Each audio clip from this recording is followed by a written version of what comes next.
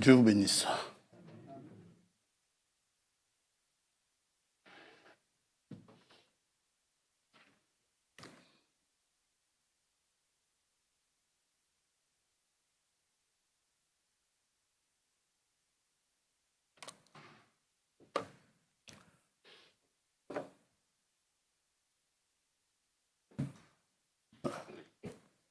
Frère Tombeau vient de parler.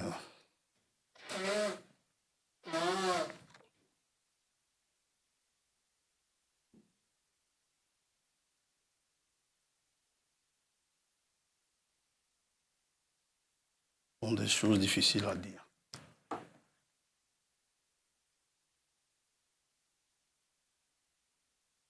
Seulement, je voudrais juste vous dire ceci. Ayant eu Yves au téléphone, il essaye de protéger les enfants puisque les parents ne sont pas là. Le frère n'est pas plus là. La maman est partie. Les enfants sont seuls. Alors, on n'a pas pu vraiment parler ce matin puisqu'il avait peur de les réveiller. Je crois que les enfants sont à bout.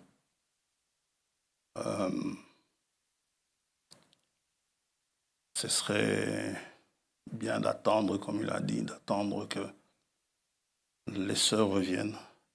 En principe, je crois, sœur Nicole, c'est prévu pour dimanche. Et pour sœur Magali aussi. Est-ce que reviendront-elles avec le corps du frère? On ne sait pas. Ils ne savaient pas encore, mais le corps va revenir. L'enterrement se passera ici en Belgique.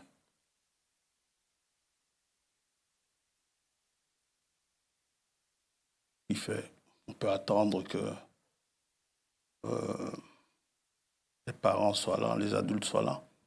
Et si quelqu'un peut aider à trouver une salle où ils peuvent recevoir les gens dès le moment où le frère sera là, ou le moment où les sœurs seront là, ce serait bon. Donc vous pouvez toujours prévenir Yves ou bien vous m'appelez, vous appelez Frère Tombeau, on le préviendra.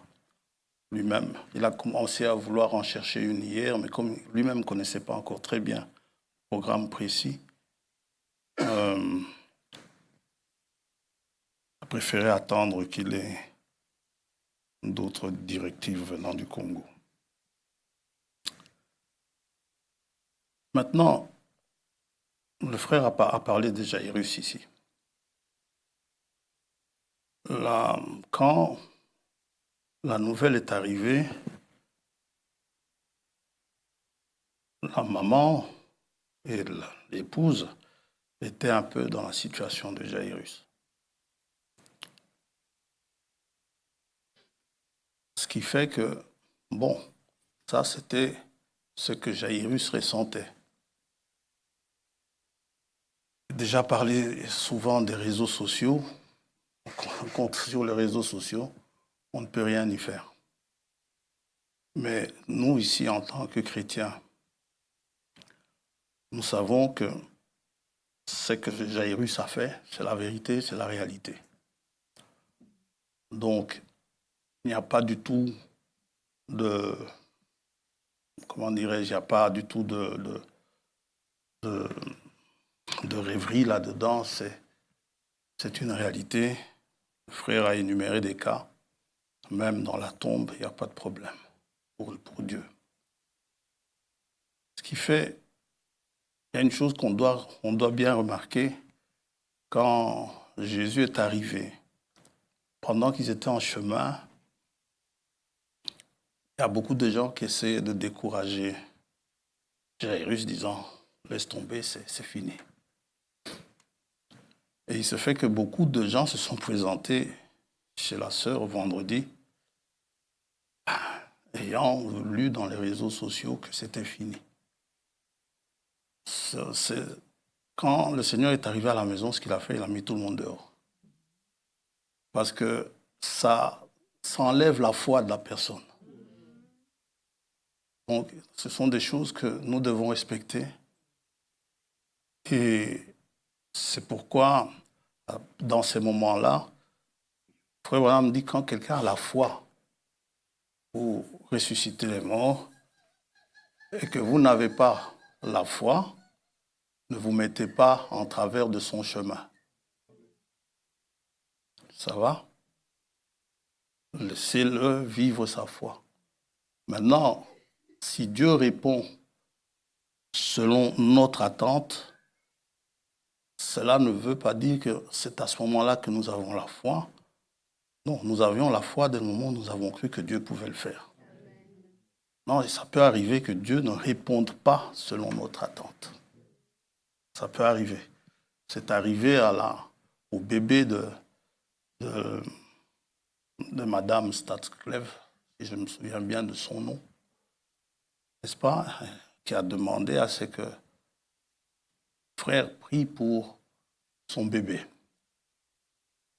Et Dieu a repris le bébé, elle a posé la question, Frère Branham, beaucoup plus tard, est-ce que c'est parce que j'ai manqué de foi? Le frère lui a dit non, tu as fait preuve d'une grande foi. Ce n'est pas ne pas avoir la foi que dit Dieu a décidé de reprendre le bébé. Comme le frère l'a dit, la décision de Dieu reste la meilleure. Et Dieu devait reprendre le bébé. Il avait ses raisons. Et c'est pourquoi j'aimerais... Nous avions eu culte ici vendredi. Moi, quand je suis venu, j'ai trouvé frère Thomas en train d'annoncer que le frère était dans le coma. Il lui avait téléphoné, je crois que c'est sur Bernadette. Hein?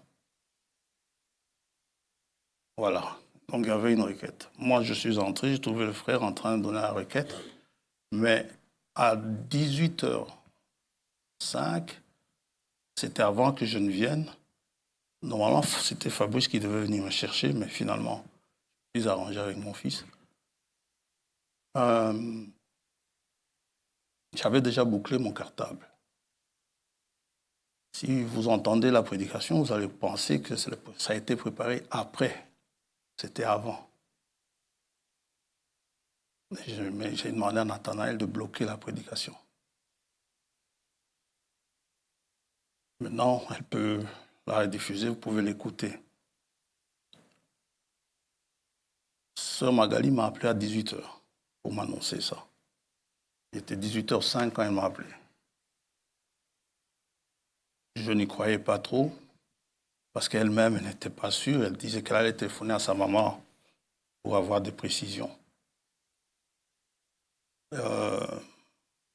Finalement, j'ai téléphoné au frère Alain. Le frère Alain m'a confirmé la chose. Quand je suis venu, j'ai prêché et j'ai annoncé la nouvelle. En sortant, on s'est tous convenus qu'on aille chez sœur Nicole. En chemin, on téléphone à sœur Nicole. Pour elle, son fils n'était pas mort. Son fils était dans le coma. Alors, moi, je dis, bon, tu n'as pas voulu qu'on continue plus loin la conversation. J'ai demandé à Fabrice de les arrêter, qu'on fasse demi-tour. On a téléphoné à tous ceux qui étaient là vendredi de faire demi-tour. Ce n'est pas à nous d'annoncer cela. C'est à la famille d'annoncer. Et maintenant, si, fort de ce qu'eux ont appris, ou ce qu'elles ont appris, si elles veulent se mettre en prière, si vous n'avez pas la foi, la même foi qu'elles, n'y allez pas. N'allez pas pour pleurer. Non, la sœur était un peu dans l'obligation de crier aux gens en disant non, vous ne venez pas ici pour pleurer. Non. Les incrédules, ils ont appris cela sur les réseaux sociaux, ça c'est le bien. Pas à nous. Nous, si nous y allons, c'est pour les épauler dans la prière alors. Si vous n'avez pas cette foi-là, n'y allez pas. On est revenu, on est resté ici jusque très tard, vendredi, jusqu'à assez tard, pour un jour de prière. Michel m'a dit, bon, je crois que maintenant la sœur le sait.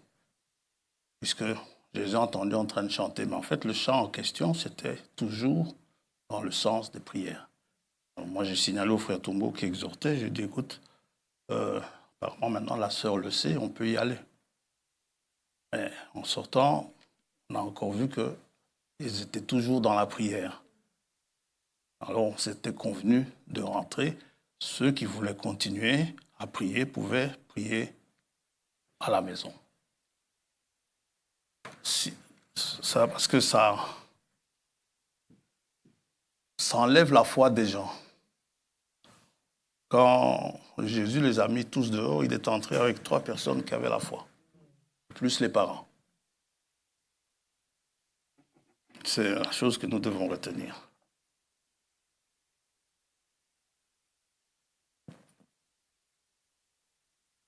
Maintenant, ce matin, sur le statut de Yves, je vois, d'abord il m'a envoyé un message le matin, je lui ai téléphoné hier vers 22h, il n'a pas répondu, lui m'a rappelé vers minuit, mon téléphone étant silencieux, je ne l'ai pas entendu.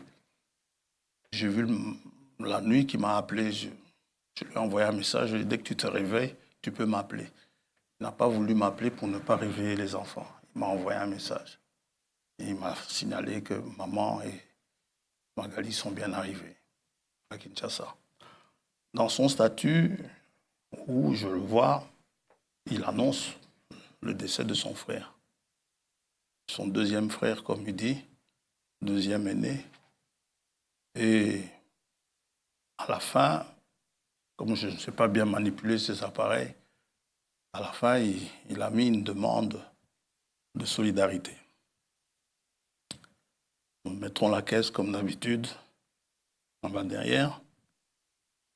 Mais c'est que moi, je voudrais vous demander, le corps doit être rapatrié. Il y a 2 mois, ils ont été éprouvés. Comptez pas que sur l'Assemblée. Vous payez vos dîmes. Les offrandes, ça c'est à Dieu, on n'y touche pas. Les dîmes, c'est pour les malheureux, les nécessiteux, le ministère. Mais Dieu, ce n'est plus l'argent de Dieu, puisque Dieu prend cet argent-là et le donne aux Lévites. C'est l'argent de Lévites. Les chefs de Lévites peuvent gérer cela. Ici, on a quelqu'un qui nous aide à gérer cet argent-là. Maintenant, c'est vrai, je peux demander aux frères de débloquer un montant s'il y en a pour cela. Mais ne comptez pas, l'Assemblée va donner, si vous avez quelque chose donné. S'il y a quelqu'un qui était généreux, c'est bien lui. Et je ne le dis pas pour le plaisir de le dire, je sais combien il m'a aidé. Et il y en a beaucoup ici qui savent combien il les a aidés. Sans jamais que la main droite annonce ce que la main gauche a fait. La main droite ne le sait pas. La sœur Magali également. Elle est très généreuse. Je crois qu'ils en ont besoin. Nous, on mettra caisse là-bas, derrière. Il y a mis un numéro de compte. Mettez ça derrière, frère Tombeau versera sur le compte. Ça va? Et si vous n'avez rien là sur vous, si vous allez chercher, vous pouvez mettre dans la boîte aux lettres là-bas, mais écrivez sur l'enveloppe. À quoi c'est destiné, frère Bernard peut passer ici? Ça ira, frère. Il peut passer ici chaque matin et voir ce qu'il peut prendre, ou le soir, je ne sais pas.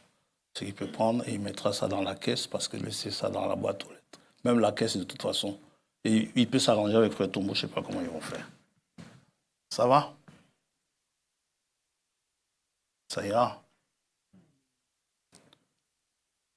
C'est un coup dur pour nous tous.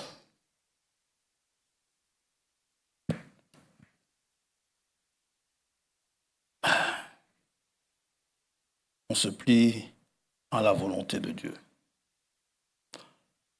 Dans les réseaux sociaux, les gens sont au courant, ils courent. Être le premier, ça n'a aucune importance. Autant vous qui êtes le premier ou qui êtes le dernier, vous aimez autant la famille. Il n'y en a pas un qui aime plus l'autre. Et surtout, il ne faut pas courir par voyeurisme. Il faut y aller juste, il faut vraiment y aller pour consoler la famille. Ça va? Bon. Qu'est-il arrivé? Ça, on aura plus de précision quand les sœurs vont revenir. Mais selon le récit du frère Alain, je l'ai appelé 2 fois, et 2 fois il m'a dit la même chose. Les symptômes qu'il donne font penser à la malaria. Mais bon, on aura plus de précision lorsqu'ils viendront. Et ça l'a pris à l'aéroport, alors qu'il revenait par ici. Il s'est écroulé à l'aéroport. Voilà. Beaucoup ne le savent pas. On n'avait pas encore mis cela. Et encore ce matin, je recevais des appels. On n'avait pas encore mis dans le groupe de l'Assemblée, dans le groupe WhatsApp, tout simplement parce qu'il y en a qui étaient encore en prière. Et on ne sape pas leur foi devant ça. Ça va? Mais maintenant, on va le mettre. C'est aussi la raison pour laquelle j'avais demandé à ce qu'on retire la prédication de vendredi.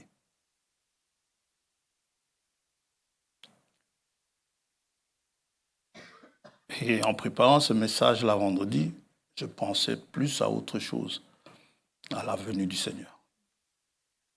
C'était à cela que je pensais. Elle est là. Ne pas enlever. J'ai enlevé 1 ou 2 phrases, oui, mais je n'ai rien changé. C'est comme si on m'avait annoncé cela, et puis j'ai pris non. Je ne le savais pas au moment où j'ai préparé. J'ai dû changer 2, 3 fois. Je tâtonne toujours, c'est pour ça que je suis toujours en retard. Ça vient souvent en retard, ça vient assez tard. Ce que je sais dont je dois vous parler, je commence à prendre mes notes. Les enseignements, c'est un peu différent, mais par contre, les prédications, c'est souvent comme ça. Nous allons prier. S'il y en a qui sont là pour la première fois, je ne sais pas, que Dieu les bénisse richement. Ils sont les bienvenus parmi nous. Quant à ceux qui sont dans les maisons, que Dieu vous bénisse, que Dieu vous fortifie, qu'il soit avec vous. Et nous sommes consolés aussi en voyant maman là derrière. Ça fait 2, 3 ans qu'elle ne venait plus. Ça nous fait chaud au cœur de la voir parmi nous. C'est Dieu qui nous console. Que Dieu vous bénisse. Vendredi, je voulais prêcher ce message dans Jean chapitre 1er. Ne vous levez pas, enfin vous pouvez déjà vous lever, c'est pas grave. Dans Jean chapitre 1er, mais c'est pas... Et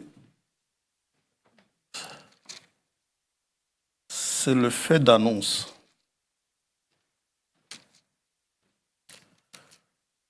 Qui m'a un peu guidé ce matin. Nous n'enseignerons pas ce matin. Nous allons prier. Père céleste, Dieu Tout-Puissant, les cœurs sont lourds, mais ta parole peut les rendre légers. Parce que ta parole, elle est consolatrice. Ta parole, elle est fortifiante. Ta parole, elle est éclairante. Et nous te remercions ce matin. Nous nous levons par respect pour ta parole, pour la lecture de ta parole. Veuille nous aider ce matin. Ça peut être difficile, c'est difficile pour nous. Mais toi, tu peux rendre cela possible. Nous ne te demandons pas des choses faciles. Mais l'aide que nous te demandons ce matin, c'est de nous aider à bien rester dans ta parole, à continuer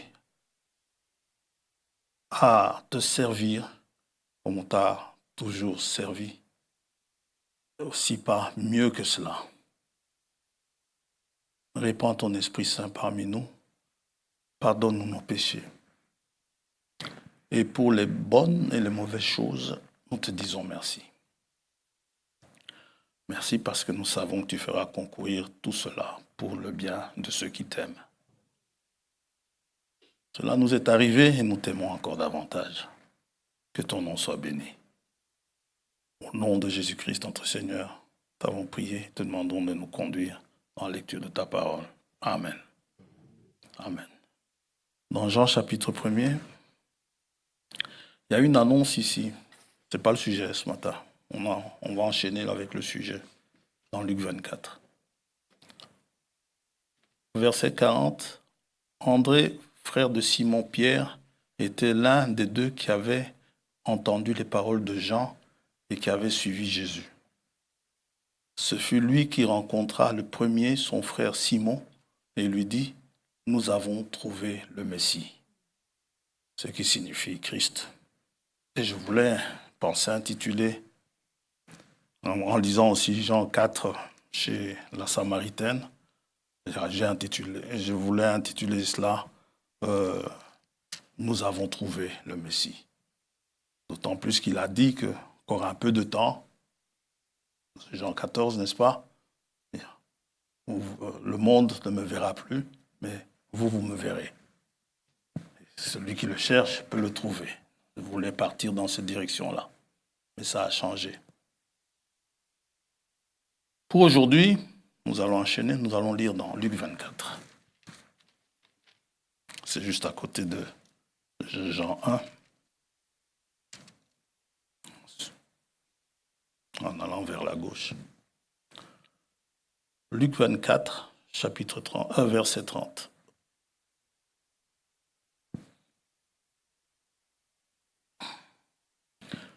Là aussi, nous rencontrons deux frères tristes.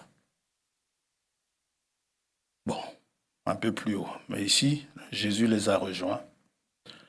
Verset 30, pendant qu'il était à table avec eux, il prit le pain. Et après avoir rendu grâce, il le rompit et le leur donna. Alors leurs yeux s'ouvrirent et ils le reconnurent, mais il disparut de devant eux. Et ils se dirent l'un à l'autre, « Notre cœur ne brûlait-il pas au-dedans de nous lorsqu'il nous parlait en chemin et nous expliquait les Écritures ?» Se levant à l'heure même, ils retournèrent à Jérusalem. Et ils trouvèrent les 11 et ceux qui étaient avec eux assemblés, et disant, le Seigneur est réellement ressuscité. Et il est apparu à Simon. Amen. Que Dieu bénisse sa parole. Vous pouvez vous asseoir.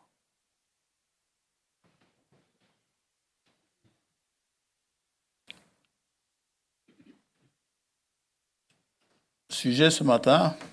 Je dis souvent, on ne fera pas longtemps et puis après, on arrive à l'heure. Je n'avais pas l'intention de beaucoup parler aujourd'hui.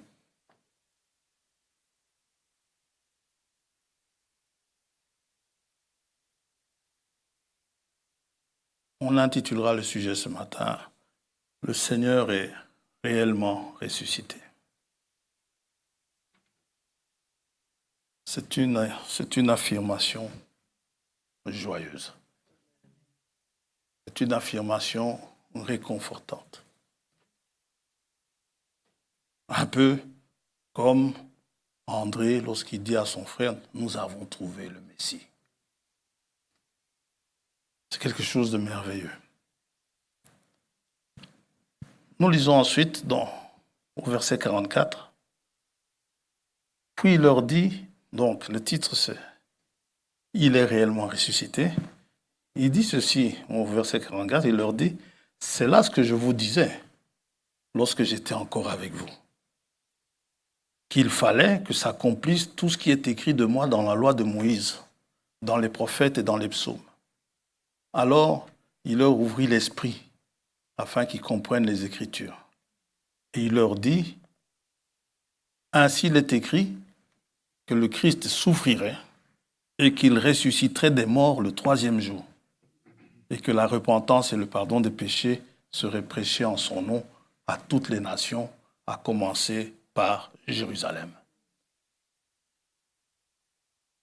Les croyants et les incroyants ont appris qu'il y a eu une résurrection. À ceux qui acceptent et ceux qui n'acceptent pas. Ceux qui croient et ceux qui ne croient pas, mais le fait de croire ou de ne pas croire n'annule pas la réalité de ce fait. Aucun autre chef religieux n'a jamais prononcé une phrase du genre qu'il est ressuscité. Même pas en rêve, même pas en cauchemar. Par contre, le Seigneur Jésus-Christ, ici, ce n'est pas du tout en rêve, c'est en réalité. Il leur est apparu et il leur a dit, n'est-ce pas, ce sont les choses que je vous enseignais avant. Quand il leur avait enseigné, ils entendaient cela, mais ça passait au-dessus de leur tête. Tout au long de son ministère, il a parlé de ça à ses disciples. Il a parlé de sa résurrection. Matthieu 12.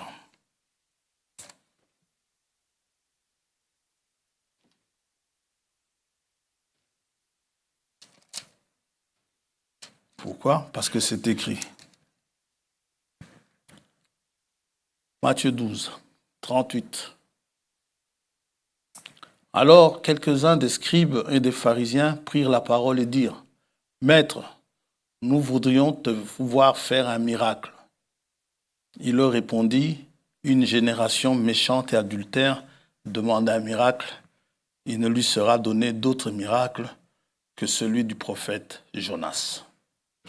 Car de même que Jonas fut 3 jours et 3 nuits dans le ventre d'un grand poisson, de même le Fils de l'homme sera 3 jours et 3 nuits dans le sein de la terre. » Amen. Matthieu 16, 21.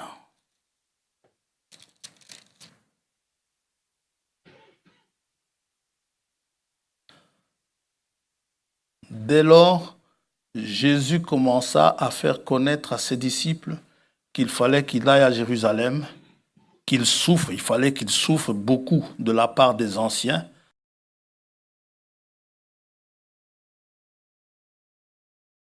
le 3e jour. Quand vous lisez ce passage, vous comprenez pourquoi il réprimande Cléopas et son ami et le frère en leur disant « Vous êtes lents à comprendre ». Ce sont des choses que le Seigneur a prédites et Matthieu les a écrites. Toujours Matthieu 17, le chapitre suivant, au verset 22. Pendant qu'ils parcouraient la Galilée, Jésus leur dit, « Le Fils de l'homme doit être livré entre les mains des hommes. Ils le feront mourir et le 3e jour, il ressuscitera. » Ils furent profondément attristés. Quand Cléopas dit au Seigneur Jésus-Christ, cela fait 3 jours, ou dans Luc 24, cela devait lui faire tilt.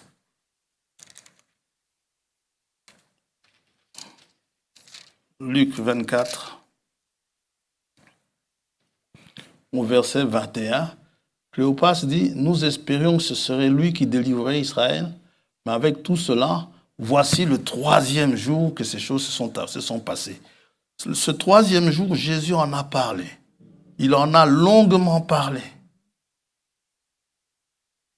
Et voilà que ce 3e jour-là, si vous comptez les jours comme les Romains nous ont appris à compter, vous allez dire que Cléopas est allé un jour plus tôt, donc le 3e jour, c'est-à-dire 2 jours après, et puis vous allez non. Comptez selon les Juifs et vous verrez, c'était vraiment 3 jours et 3 nuits.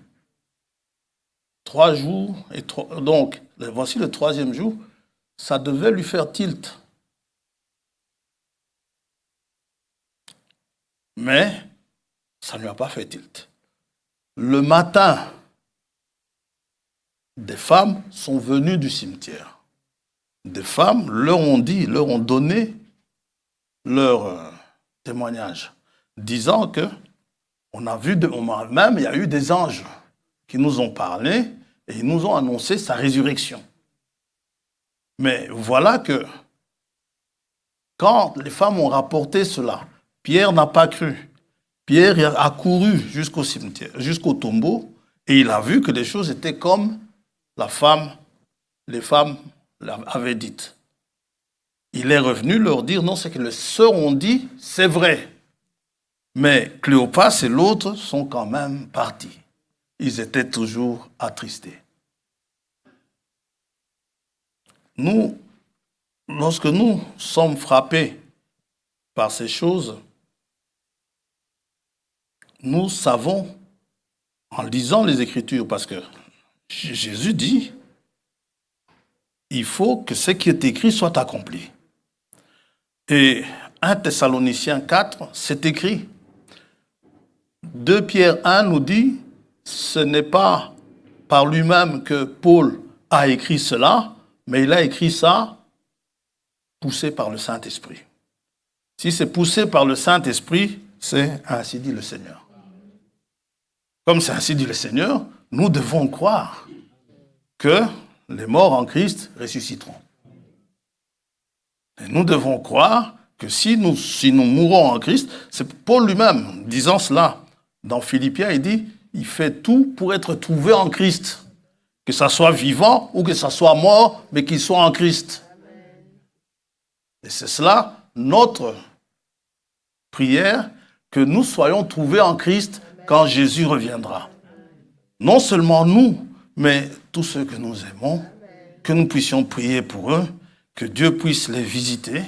Et à ce moment-là, s'il y a un temps de séparation, nous savons une chose, il y aura un temps de réunification. Réclamez les vôtres, priez pour eux, n'est-ce pas? Demandez-leur, même si ça semble ne pas fonctionner comme tel, mais Dieu entend les prières. Je prends toujours l'exemple de cet homme crucifié à la croix. Lui, on lui a brisé les jambes pour qu'il meure. Donc ça a été jusqu'au bout. Mais avant de mourir, il a eu la promesse, tu seras avec moi au paradis, aujourd'hui même. Vous voyez? Donc, certainement, quelqu'un a prié pour lui. Donc, même jusqu'au dernier moment, continuez à prier. Ayez foi en ce que vous demandez. Ne commencez pas à dire, oui, mais celui-là, je crois qu'il ne se repentira jamais. Ça, ce n'est pas votre problème. La repentance doit être prêchée, c'est ce qu'on vous demande.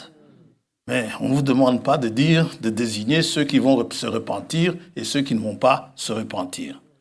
Maintenant, tout ce que Jésus a annoncé, quand le temps est venu, cela n'a pas été fait en cachette. Il a dit qu'il souffrirait, il a dit ça à ses disciples, il a été arrêté en leur présence. Ce n'est pas qu'ils aient appris, on a arrêté le Seigneur, on l'a mis à mort. Non, non. Ils étaient tous ensemble et quand on l'a arrêté, c'était en leur présence. N'est-ce pas? Matthieu 26. Il était avec ses disciples. Après avoir mangé la Pâque,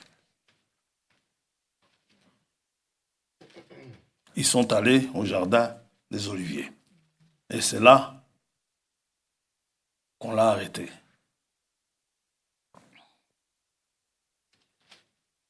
Lui-même était en prière, les versets plus hauts, mais on va commencer au verset 47. Comme il parlait encore, voici, Judas, l'un des 12, arriva, et avec lui une foule nombreuse armée d'épées et de bâtons, envoyés par les principaux sacrificateurs et par les anciens du peuple. Il avait dit aux disciples que les principaux sacrificateurs allaient le faire souffrir. Il leur avait dit. Et voici, les principaux sacrificateurs sont là. Et les anciens du peuple. Plus, il ne leur avait jamais cité le nom, mais il connaissait qui allait le livrer. Celui qui le livrait leur avait donné ce signe, celui à qui je donnerai un baiser, c'est lui, saisissez-le. Aussitôt, s'approchant de Jésus, il dit, salut, Rabbi. Et il lui donna un baiser. Jésus lui dit, mon ami, ce que tu es venu faire, fais-le. Alors ces gens s'avancèrent, mirent la main sur Jésus et le saisirent. Donc, c'est en pleine présence de ses disciples, puisque un de ceux qui étaient avec Jésus, au verset 51, étendit la main et tira son épée. Il frappa le serviteur du souverain sacrificateur et lui emporta l'oreille. Ça va? Ses disciples étaient avec lui. Alors Jésus lui dit, remets ton épée à sa place, car tous ceux qui prendront l'épée périront par l'épée. Ils ont assisté, les disciples, ils ont assisté à l'exécution du Seigneur. Luc 23.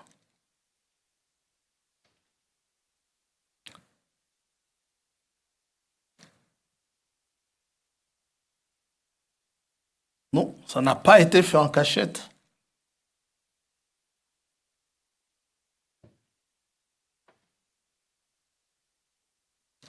Luc 23,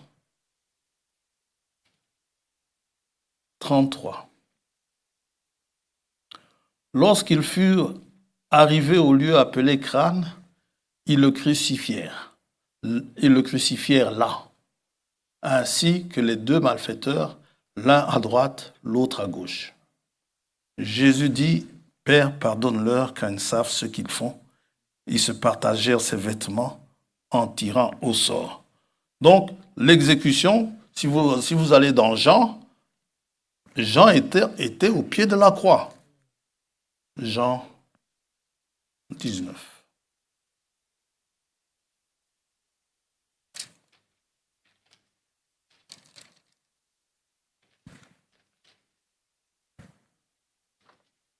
Le disciple qu'il aimait. Verset 25. Près de la croix de Jésus se tenait sa mère et la sœur de sa mère, Marie, femme de Clopas, et Marie de Magdala. Jésus, voyant sa mère, et auprès d'elle le disciple qu'il aimait, dit à sa mère, « Femme, voilà ton fils. » Puis il dit au disciple, « Voilà ta mère. » Et dès ce moment, le disciple l'a pris chez lui. Il a pris Marie chez lui.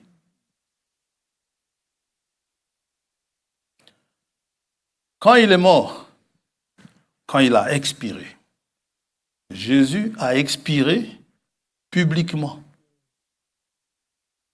On a constaté son expiration publiquement. Jean, ou plutôt Matthieu 27. «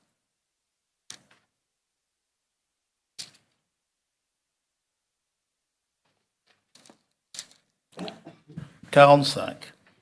Depuis la 6e heure jusqu'à la 9e c'est 15 heures, il y eut des ténèbres sur toute la terre. 6e heure, c'est midi. Et vers la 9e heure, Jésus s'écria d'une voix forte, « Élie, Élie, lama sabachthani » c'est-à-dire, mon Dieu, pourquoi m'as-tu abandonné ?»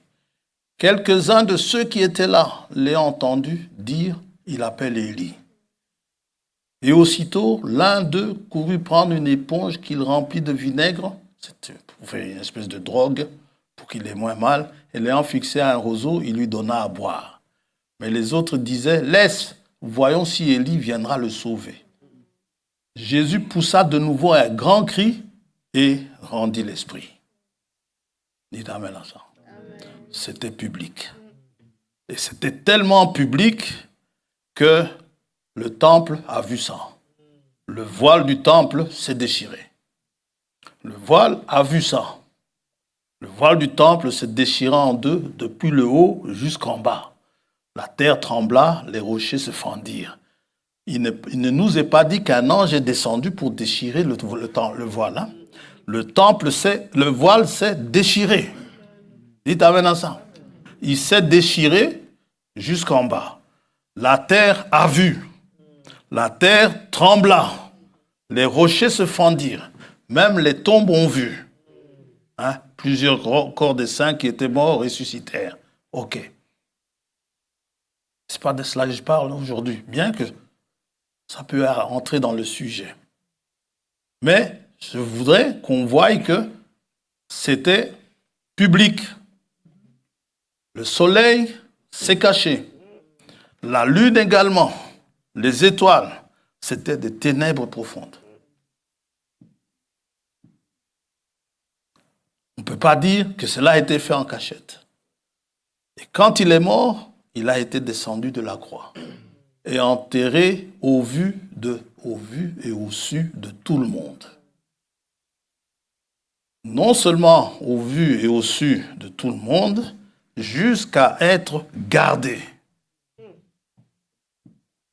On a commis une garde à la tombe de Jésus-Christ. Verset 62, le lendemain. Le lendemain, qui était le jour après la préparation, on parlera de ce jour après de la préparation, les principaux sacrificateurs et les pharisiens allèrent ensemble auprès de Pilate et dirent, « Seigneur, nous nous souvenons, vous voyez, les incrédules se souviennent de ça, mais pas les disciples. Nous nous souvenons que cet imposteur a dit, quand il vivait encore, qu'après 3 jours, je ressusciterai. » Eux, ils se sont souvenus de ça. Tandis que Cléopas et l'autre ne s'étaient pas souvenus de ça. Tout comme beaucoup de croyants aujourd'hui ne se souviennent pas de ça. Ordonne donc que le sépulcre soit gardé jusqu'au 3e jour, afin que ses disciples ne viennent pas dérober le corps et dire au peuple, il est ressuscité des morts. Cette dernière imposture serait pire que la première. Pilate leur dit, vous voulez une garde? Vous avez une garde. Allez, gardez-le comme vous l'entendrez. Ils s'en allèrent et s'assurèrent. Ils se sont assurés ils s'assurèrent du sépulcre au moyen de la garde après avoir scellé la pierre. Donc, son tombeau a été scellé. Son tombeau a été gardé. Son tombeau, tout le monde l'a vu. Enfin, même ses ennemis l'ont vu. Maintenant, une chose, tellement il devait l'enterrer vite, puisque le lendemain était un jour de sabbat. Nous, ici, on dirait que c'était un jour férié, le lendemain, où il ne fallait pas faire une œuvre servile. C'est pour ça qu'on dit toujours que Jésus est mort le vendredi, non. Parce que le samedi, c'est un sabbat. Mais ça, c'était un sabbat spécial.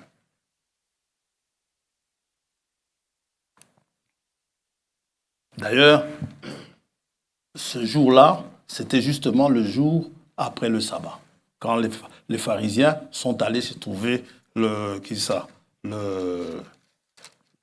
Pilate. Si c'était du vendredi, si c'était à partir du vendredi, c'est que ce jour-là, le lendemain, ça devait être un dimanche. Le lendemain du sabbat. Parce que le jour du sabbat, ils ne pouvaient pas. Ce n'était pas le dimanche. Ils sont partis là-bas, c'était au 2e jour.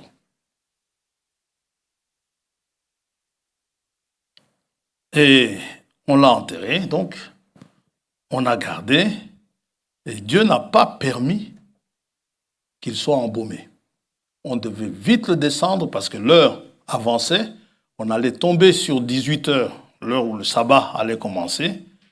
Il fallait vite l'enterrer parce qu'on ne pouvait pas enterrer un jour de sabbat. On l'a enterré. Pour ce qui est de l'embaumement, les femmes y ont pensé pour après. Quand elles sont arrivées au cimetière, c'était terminé, le Seigneur était déjà ressuscité. Ce qu'il y a, le prophète David, si Dieu n'a pas permis cela, vous avez frère François, David était roi, oui, mais il était prophète aussi. Amen. Le prophète David avait prophétisé ceci, Actes chapitre 2.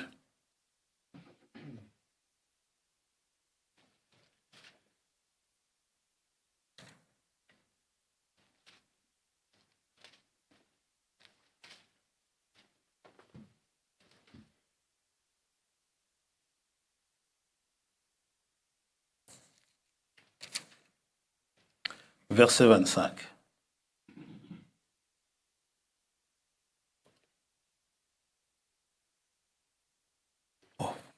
verset 24.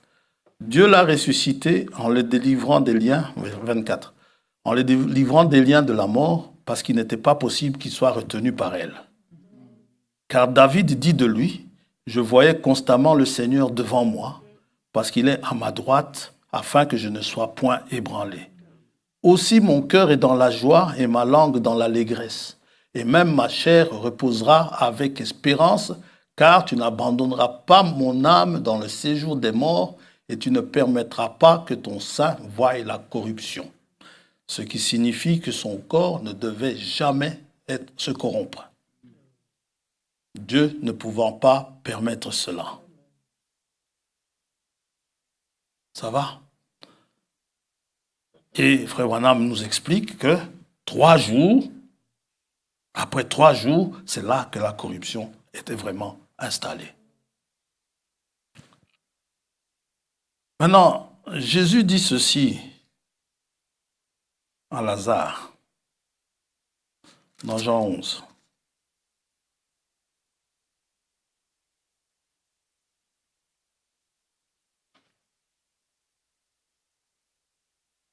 Verset 23.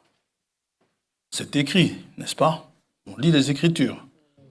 Jésus lui dit, à Marthe donc, ton frère ressuscitera. Amen.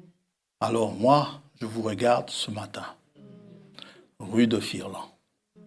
Si Jésus vous dit ce matin, votre frère ressuscitera. Amen.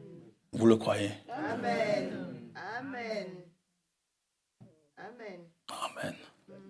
3 jours plus tard, c'est pour montrer que ce qui est écrit est digne de confiance. Amen. Et 3 jours plus tard donc, après qu'il soit mis au tombeau, conformément aux Écritures, Jésus dit, enfin, les disciples disent, il est réellement ressuscité. Pour montrer la réalité des Écritures. Pour montrer la véracité des Écritures. La certitude de ces Écritures ne mentent pas. Ce qu'elles disent, c'est ce qui va s'accomplir. Et nous croyons cela. Et nous croyons en cette résurrection. Maintenant, je peux vous parler d'un Thessaloniciens 4. Ne soyez pas affligés, frères. Il ne dit pas, ne soyez pas affligés, point. Vous avez le droit d'être affligés. Nous avons le droit d'être affligés. Lorsque nous perdons un être cher, nous avons le droit d'être affligés. Mais nous ne sommes pas affligés comme les autres qui n'ont point d'espérance. 1 Thessaloniciens 4, verset 13. Nous ne voulons pas, frères, que vous soyez dans l'ignorance au sujet de ceux qui sont décédés, afin que vous ne vous affligiez pas comme les autres qui n'ont point d'espérance. De quelle ignorance il nous parle? L'ignorance de la résurrection. Alors, tout chrétien, c'est ce qui vous différencie des autres croyants, des croyants d'autres dieux. Tout chrétien, sa marque de fabrique, c'est la résurrection. Amen. C'est la résurrection d'entre les morts. Et Jésus dit dans Apocalypse, chapitre 1er, verset 18, il dit à Jean, le disciple qu'il aimait, Jean l'a vu mort. Hein? Il dit à Jean, je suis le premier et le dernier et le vivant. Il dit, j'étais mort. Et voici, je suis vivant au siècle des siècles. Je tiens les clés de la mort et du séjour des morts. Maintenant, il est réellement ressuscité. J'ai dit, je ne parlerai pas beaucoup, on va terminer. En quoi est-ce que cette exclamation est-elle merveilleuse? La réponse, la voici. La résurrection du Seigneur. Si vous êtes convaincus que Jésus-Christ est ressuscité, dans Jean 14, il dit, encore un peu de temps, le monde ne me verra plus, mais vous, vous me verrez. Pour ceux qui l'ont vu, c'est une réalité. Et vous allez voir, il y en a beaucoup qui l'ont vu. Ce n'est pas moi qui le dis, c'est la Bible. Il y en a encore beaucoup aujourd'hui qui le voient. C'est ce qui tient un chrétien debout dans des circonstances comme celles que nous connaissons. 2 mois d'intervalle, c'est quelque chose de terrible. Mettez-vous à la place de la sœur, d'une maman.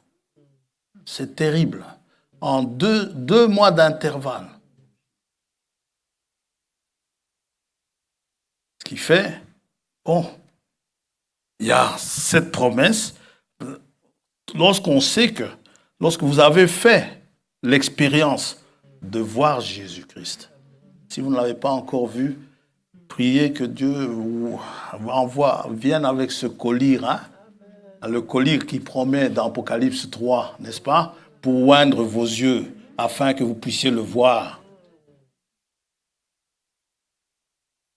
Ne cherchez pas quelqu'un comme cela, non. Voir Jésus-Christ, Dieu est esprit.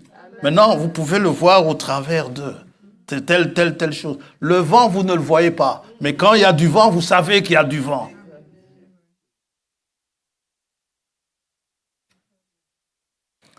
La résurrection du Seigneur, c'est la garantie de notre résurrection. Amen. Que si le Seigneur est ressuscité, c'est sûr, nous ressusciterons également. Ce n'est pas moi qui le dis. 1 Corinthiens 15. Et nous terminerons par là.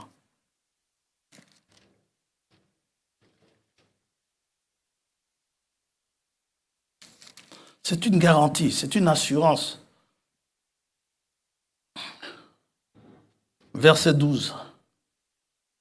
Or, si l'on prêche que Christ est ressuscité des morts, pourquoi quelques-uns parmi vous disent-ils qu'il n'y a point de résurrection des morts? Ça va? Ça, c'est d'abord une question. Mais retournons un peu plus haut. Tournons au verset 1er. Je vous rappelle, frères, l'évangile que je vous ai annoncé, que vous avez reçu, dans lequel vous avez persévéré et par lequel vous êtes sauvés, si vous le retenez dans les termes où je vous l'ai annoncé. Autrement, vous auriez cru en vain.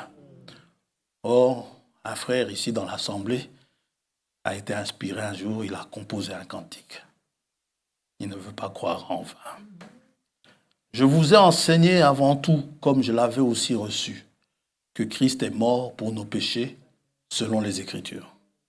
Il a été enseveli, il est ressuscité le 3e jour, selon les Écritures. Et il est apparu à ses faces. Dites amen à ça. Puis aux 12. Amen.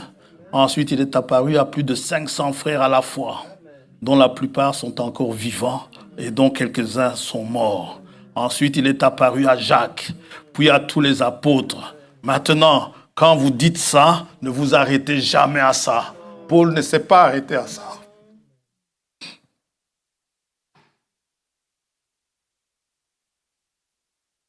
Parlez pour vous-même.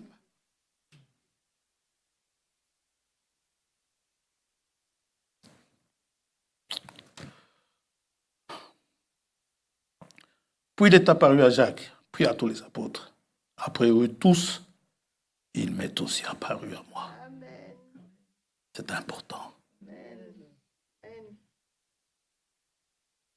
Ne croyez pas que je prêche quelqu'un que je n'ai pas vu.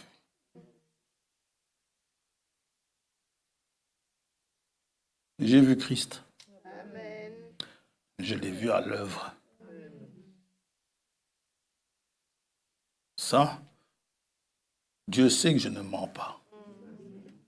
Sinon, je ne serais pas là.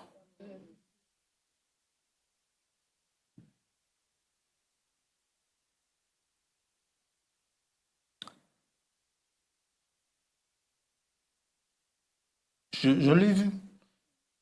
Il doit, vous devez le voir aussi. Je disais, je terminais là, mais... Jean 14. Retenez 1 Corinthiens 15. On terminera par 1 Corinthiens 15. Jean 14.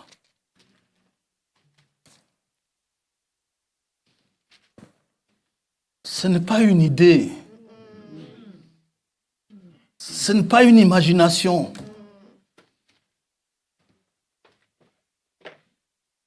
Quand vous lisez un témoignage, par exemple, du frère Franck. Il vous dit, Dieu m'a dit, consacre-moi ce terrain.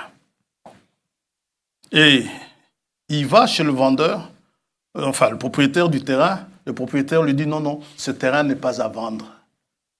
Le frère prie.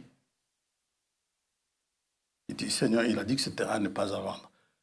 Finalement, le vendeur dit, écoute, je ne sais pas ce qui se passe, mais je me sens poussé à te vendre le terrain. C'est Christ que vous voyez là. Quand le frère vous prêche, il sait ce qu'il prêche. Maintenant, ne venez pas toujours, frère Franck a dit, mais vous-même. C'est une expérience personnelle. Je ne vis pas sur l'expérience du frère Franck. Moi, je dirais, comme Paul dit, il est apparu à Franck. Et puis je dirais, à moi aussi.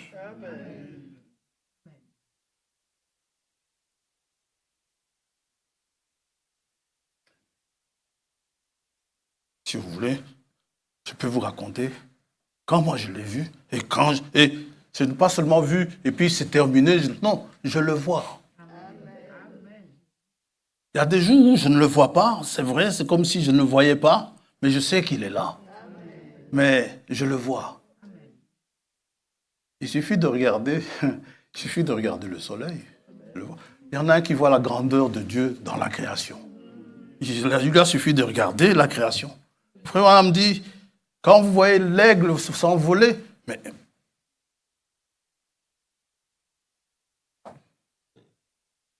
1 Corinthiens 15. Donc, il dit, il m'est aussi apparu au verset 8, comme à l'avorton.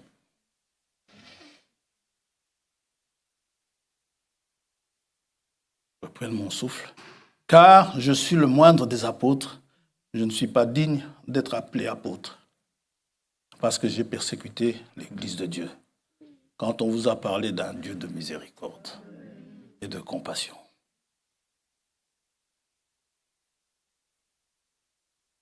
Par la grâce de Dieu, je suis ce que je suis.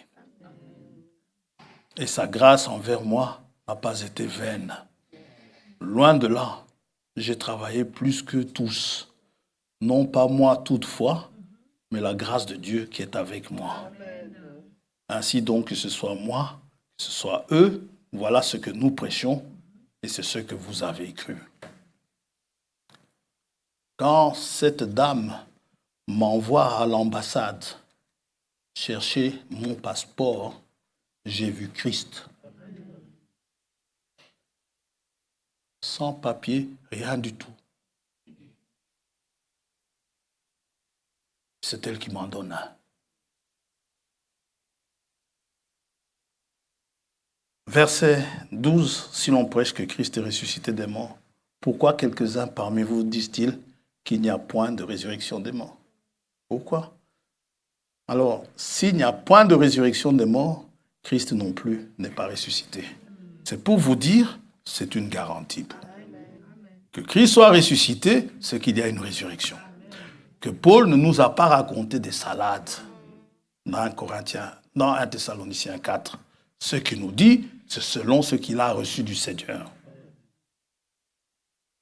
Et si Christ n'est pas ressuscité, nous perdons notre temps ici. Vraiment, mon frère.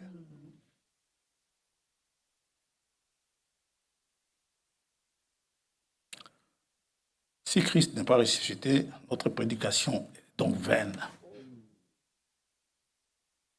Et votre foi aussi est vaine.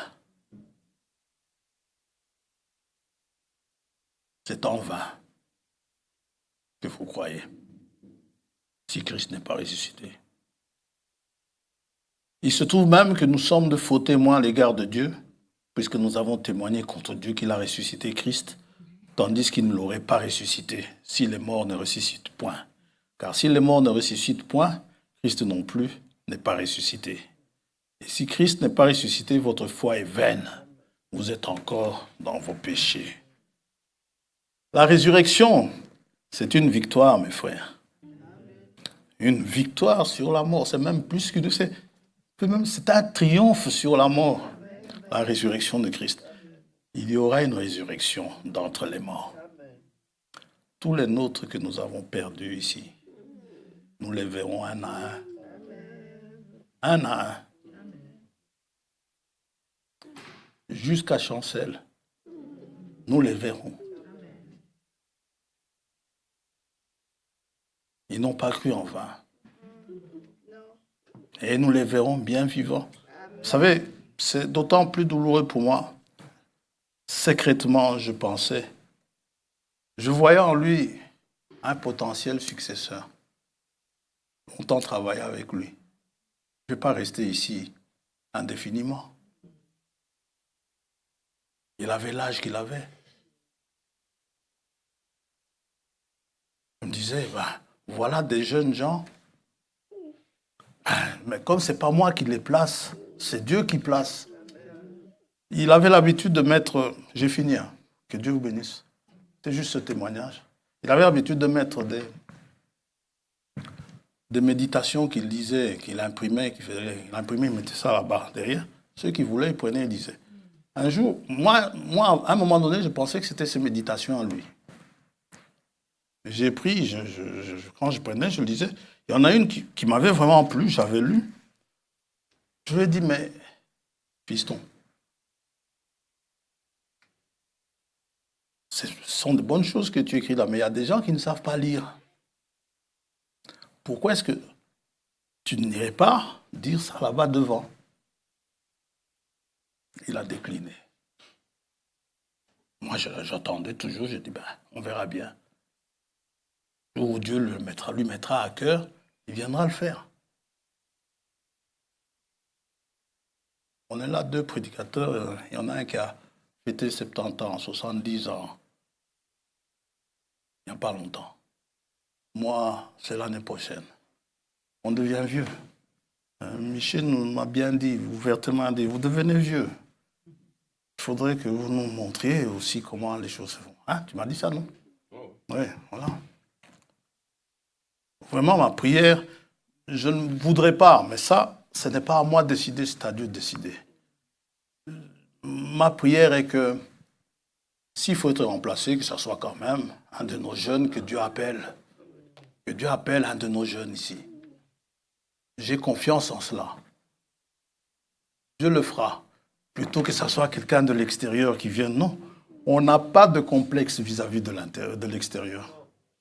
Ce que Dieu nous montre ici, c'est sa parole. À l'extérieur, ils ne connaissent pas plus que nous. Donc, je ne dis pas que nous connaissons plus qu'eux, non. Mais ne nourrissons pas de complexe. C'est la parole de Dieu.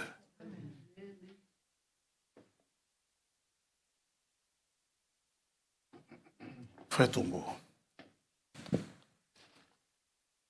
Un peu.